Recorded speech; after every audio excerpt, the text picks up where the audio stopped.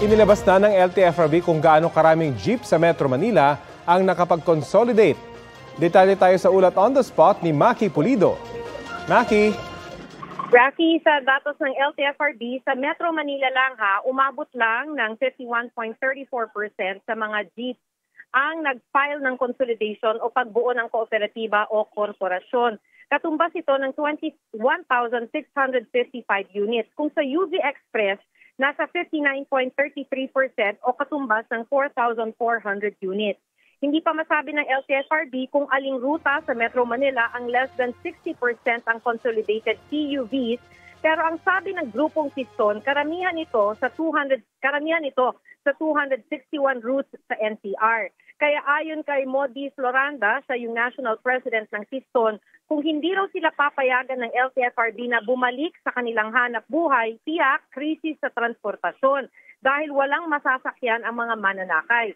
Pero muling iginiit ng LTFRB na may ibang mga masasakyan ng mga commuters, mga short routes daw ang mga apektado at may redundancy o may ibang CUVs na namamasada tulad ng mga bus o tricycle. Mag-a-assign din daw sila ng mga consolidated jeeps sa mga apektadong ruta.